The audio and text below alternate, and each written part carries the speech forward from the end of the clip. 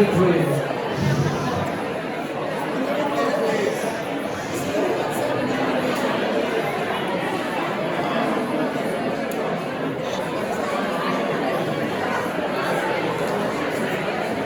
Hello, can I have your attention, please?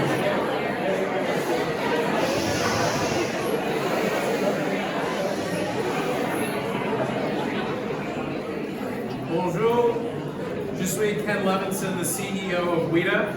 It's a distinct honor and a high privilege to welcome you to WITA's first international trade reception. For those of you who don't know WITA, we are the Washington International Trade Association, the leading membership organization for international trade professionals with nearly 6,000 members worldwide. We're here this week with so many of our members and colleagues from the United States and around the world who believe in trade. We believe in a world rules-based trading system, and we believe in the WTO. Special thanks to our sponsors for tonight's event who share our belief in the importance of the World Trade Organization, Trade Data Monitor, the National Foreign Trade Council, the U.S. Council for International Business, the American Chemistry Council, and the Silverado Policy Accelerator. It's thanks to their generous support that WITA is able to bring everyone together in this wonderful space.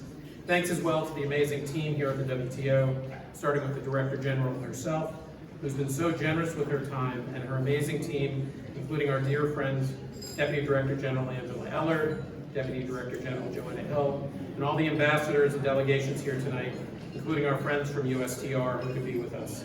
We'd now like to turn the microphone over to our friend, the noted filmmaker and author, John Miller of Trade Data Monitor, to introduce our first speaker.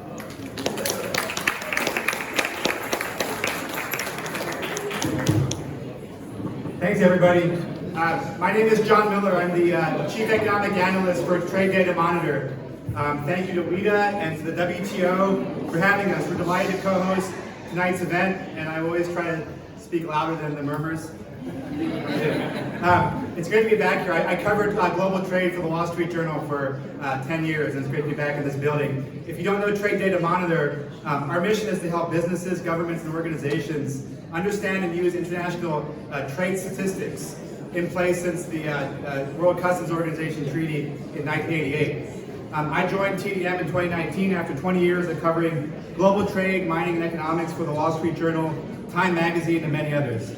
So what Trade Data Monitor does is pull monthly data from over 120 countries and annual data from over 40 countries, which covers almost 100% of global trade and helps you decode the global economy. In our data, you can see history happening. You can see China joining the WTO, going from the world's 7th biggest exporter to #1 today. You can see the rise of exporting powers like Vietnam, Argentina, India, and Brazil. Data can show supply chains flourishing to produce solar panels, electric vehicles, and smartphones, and 1 billion people getting lifted out of poverty. Now, somebody else who can help you decode the global economy is someone who needs no introduction in these halls. Ambassador Susan Schwab, who served as the United States Trade Representative under President George W. Bush from 2006 to 2009, and who I had the honor of covering as a reporter, currently serves as the co-chair of the Board of Directors of the National Foreign Trade Council, another of tonight's co-hosts. Ambassador Schwab, over to you. Thank you, everybody.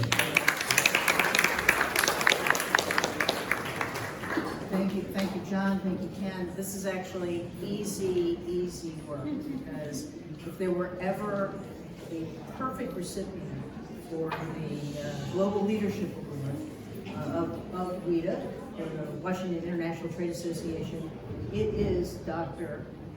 Ngozi Okonjo-Iweala. And I would note that this is the first, you are the first international recipient of this leadership award.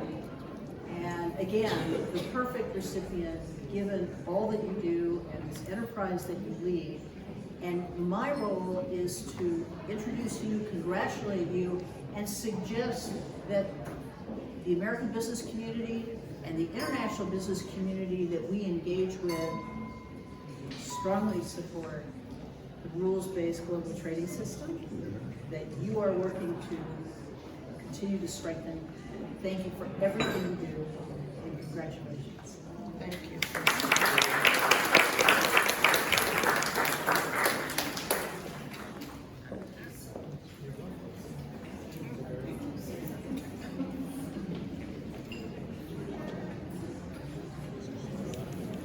John, sign it.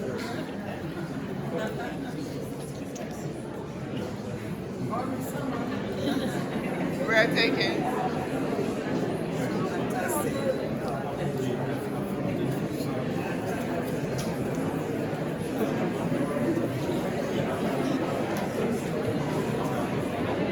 Well, dear Susan, don't worry, my voice is so loud. I'm going to overcome. Dear Susan, Ken, and the WITA team, I am really touched. I didn't know, in fact, I didn't know I was the first international recipient. But whether or not, to receive the Global Leadership Award here at the WTO is very meaningful to me. I want to thank you, and thank you for this award, because I know that people who preceded me are the who is who in trade policy. So I feel humbled to be part of this, particularly given the fact that we have a big agenda in front of us. Maybe if we had achieved so much of it and then I received it, I wouldn't feel as humble. But I think we've tried our best to have quite significant accomplishments in these few years we've been here, and to set out an agenda for the rest of the time. And you know, I believe in you, I believe in the business community, I believe in listening to you and what you have to offer. There's no monopoly on wisdom. WITA has been around for some time, and WITA does so much. I want to thank you for everything you do. We know that these are turbulent times for trade, and the task of providing a space to talk about current issues in trade policy and to make a case for trade, as you do, the National Foreign Trade Council does, that Susan is co-chair, to help people understand recent developments, to help people understand what we're trying to do here at the WTO. Making that space is not easy. And WITA has tried to do that consistently. I'm on your mailing list, so I know just how regularly one seminar or the other is taking place. You know, in January, you organized a virtual intensive trade seminar dedicated to the WTO. And you made participation free for government officials from around the world. And our colleagues joined. And I think Angela took the lead. I don't know where she is, I saw her earlier. But the DDGs and many of the staff joined in helping you to deliver that. And I think it was an excellent use of the opportunity to introduce what we're doing at the WTO to many people in concert with you. So thank you so much. Thank you for also participating in this public forum, in our ministerials, and virtually everything. I've challenged you and the business community quite often.